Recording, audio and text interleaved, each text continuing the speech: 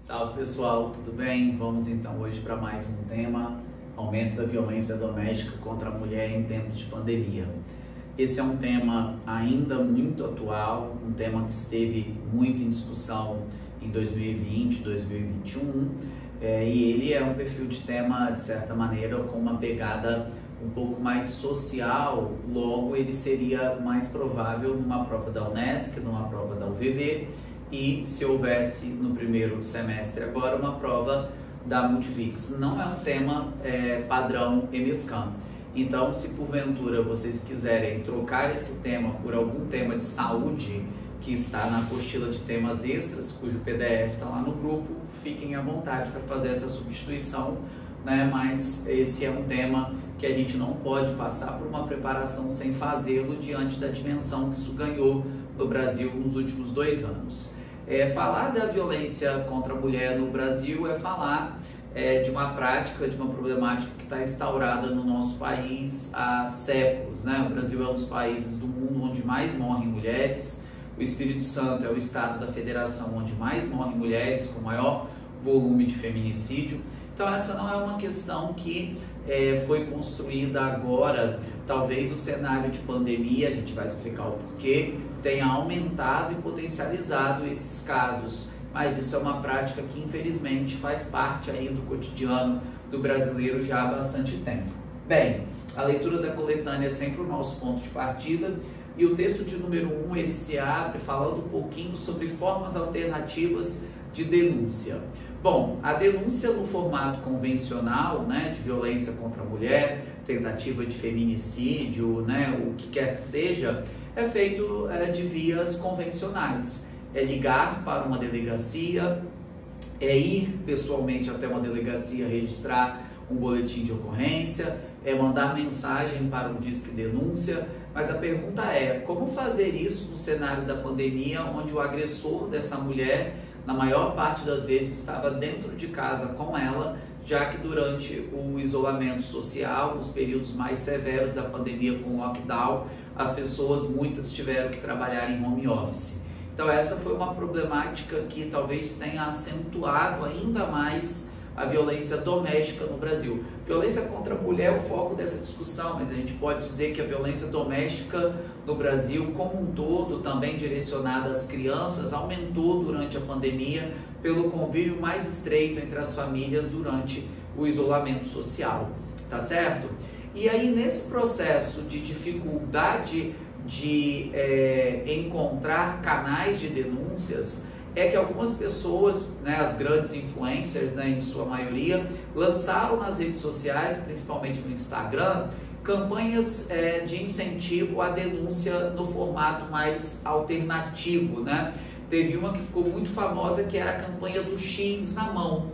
Se uma mulher mandasse foto para alguém no Instagram ou colocasse no seu story, né, uma mão com um X vermelho, aquele seria um código, né, para que se entendesse que havia ali uma mulher sofrendo algum tipo de violência doméstica. Assim como também, né, o código da pizza, se ligassem para, né, um local pedindo uma pizza e falando determinadas frases, era para se entender que ali havia um pedido de socorro. Tudo isso se deu porque, repito, no momento da pandemia, as vias convencionais de denúncia, que seria ir numa delegacia ou ligar, né, para o Disque Denúncia, isso acabou sendo proibido ali diante da presença do agressor dentro de casa. O texto 2, ele traz para a gente os números, né, da violência contra a mulher a partir de 2020, que é quando o período da pandemia ganha mais força, né, e a gente percebe claramente um aumento significativo desses casos, muito motivados então por esse convívio mais estreito, criando aí dentro dos lares, dentro das famílias, um ambiente mais conflituoso, um ambiente mais inflamado. O texto 3 traz para a gente o fator sociocultural. O que é o fator sociocultural? O fator sociocultural está ligado basicamente à base cultural, social do Brasil, que é uma base cultural, social, infelizmente, de raízes machistas. O Brasil é um país, até os dias de hoje, machista, patriarcal, misógino, assim como também é um país homofóbico, transfóbico, né? O Brasil é um país de muitos preconceitos, o Brasil é um país que ainda tem uma visão muito conservadora e a gente, de alguma maneira, herdou isso do nosso colonizador europeu. Isso é, ainda nos dias de hoje, uma reprodução muito clara, muito visível da mentalidade, né, europeia, judaico-cristã, que foi colocada, implementada no período colonizatório pelos nossos colonizadores portugueses. Então, dentro dessa ideia, criou-se e foi disseminado durante muito tempo a ideia de uma mulher frágil, de uma mulher dependente, de uma mulher que precisa do seu marido, e isso tudo, essa tentativa de enfraquecimento da força feminina, de desvalorização do feminino, é o que abre precedente então para condutas violentas, né? Sejam elas físicas, emocionais, verbais, psicológicas, tudo isso que abarca violência contra a mulher no Brasil. Então a raiz de toda a violência contra a mulher no Brasil, seja no período da pandemia ou fora do período da pandemia, é indiscutivelmente a cultura machista patriarcal que empodera a figura masculina e deprecia a figura feminina. Felizmente, né, mesmo que de maneira muito lenta, essa é uma realidade que vem sendo mudada no Brasil com a inserção da mulher no mercado de trabalho, com a revolução feminista lá do século XX, com o empoderamento feminino, a maior liberdade sexual dada à mulher, tudo isso de alguma maneira tem colocado a mulher, né, num patamar um pouco mais de igualdade em relação ao homem, ok? E o texto 4, por fim, traz para a gente a importância da denúncia, seja em canais convencionais ou em canais não convencionais. A denúncia é uma coisa indiscutivelmente muito importante. Porém, a gente sabe que muitas vezes, seja por medo de uma represália, ou seja por algum tipo de dependência em relação ao agressor, pode ser uma dependência financeira, uma dependência emocional, seja por que motivo for, muitas mulheres, infelizmente, até os dias de hoje são agredidas, fisicamente, verbalmente, psicologicamente, não reportam isso para as autoridades, né? Então é muito importante que haja denúncia. Sem denúncia não há investigação, sem investigação não há punição, tá certo? O que a gente vai utilizar como teses para essa redação, né? A gente sempre vai se perguntar, por que há violência contra a mulher, né, durante esse período da pandemia? Lembrando que a tese nada mais é do que a problematização do tema sempre. E nós chegamos a esse recorte que já utilizamos várias outras vezes, a ignorância social de um lado e a negligência do Estado do outro, ok? Então a gente tem esse recorte de tese, que é um recorte de tese aqui, que a gente já utilizou em outros momentos. Dentro da ideia de ignorância social, no desenvolvimento 1, a gente vai falar dessa cultura patriarcal, essa cultura machista, né, que coloca a mulher aí num patamar de inferioridade em relação ao homem, né? Muitas das ideias feministas, que são extremamente válidas, foram muito distorcidas, né, na vivência social. O feminismo nunca pregou a superioridade da mulher em relação ao homem. O feminismo prega o princípio da igualdade, ok?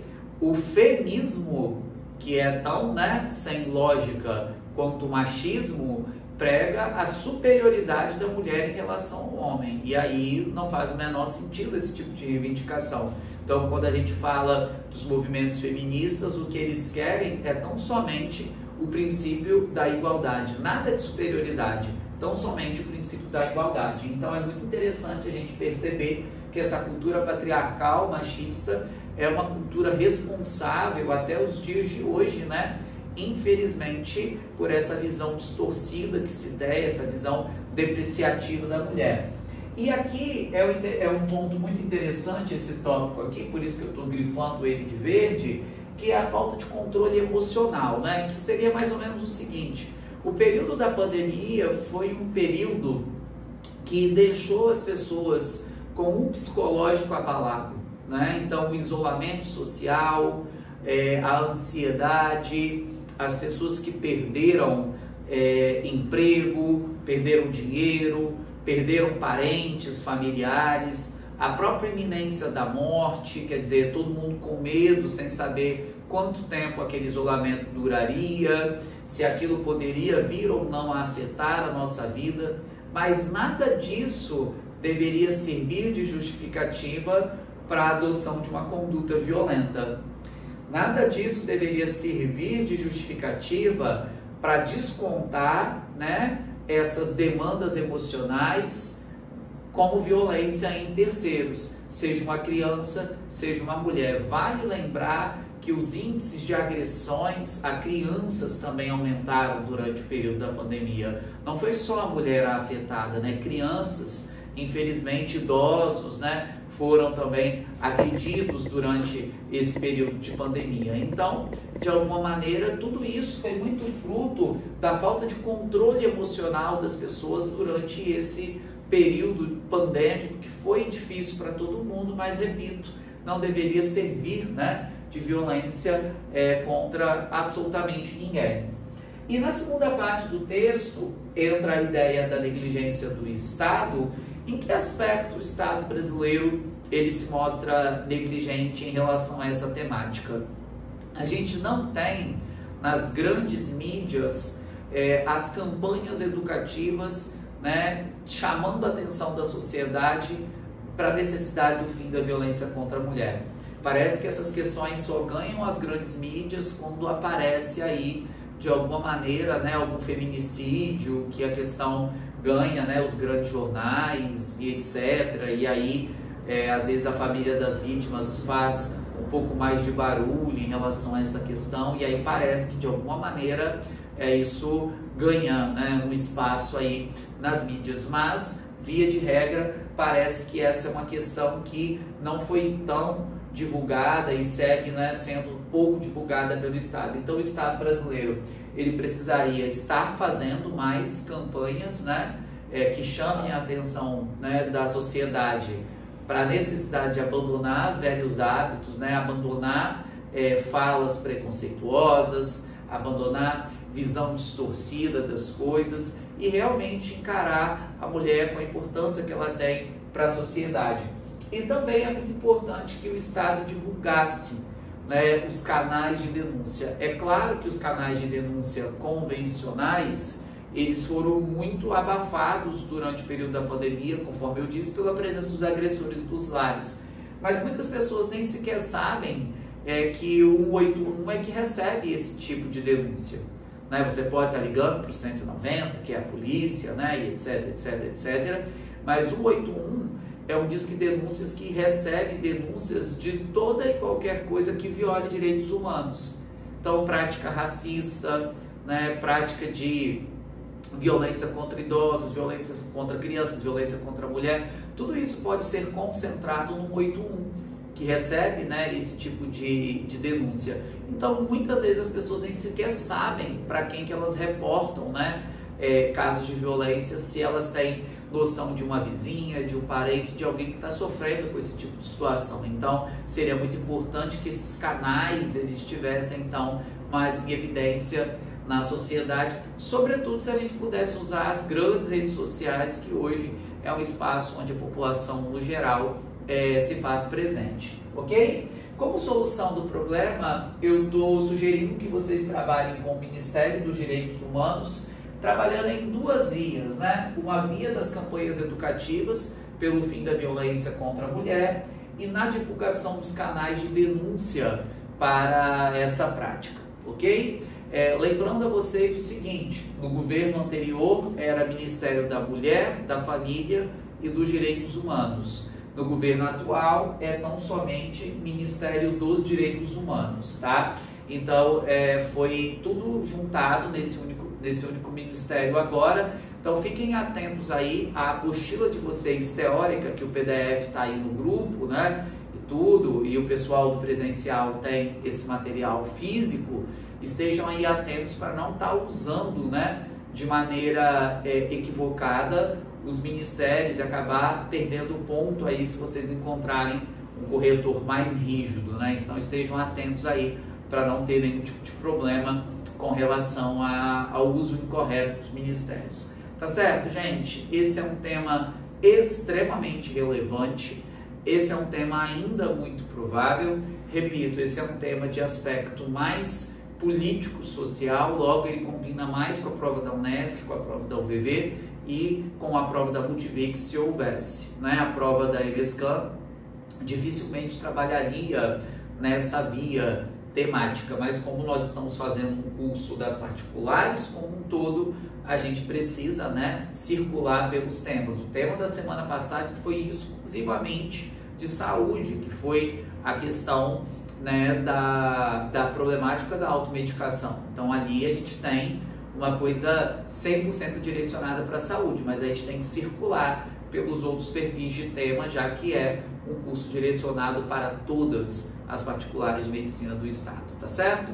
Então façam aí com calma, se houver necessidade e quiserem substituir esse tema por algum tema de saúde, vocês têm outras opções aí no grupo, né, com a apostila de temas extras, e eu fico aguardando então o envio dessas redações, tá certo, galera? Eu vou sair aqui para que seja feita uma foto panorâmica aqui do quadro, para que vocês consigam visualizar as anotações e consigam montar essa redação, tá certo? Um excelente feriado para todo mundo, uma excelente semana e qualquer dúvida eu estou à disposição. Até a próxima.